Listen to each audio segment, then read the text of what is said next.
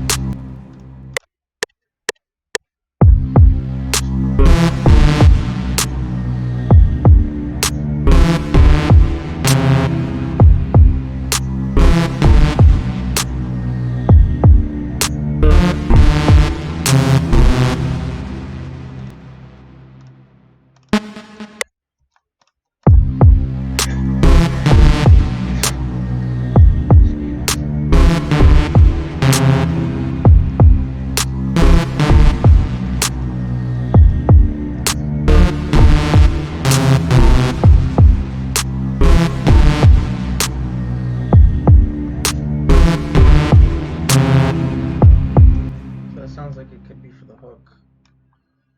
So I'll just double up Control B. Created some space for the hook.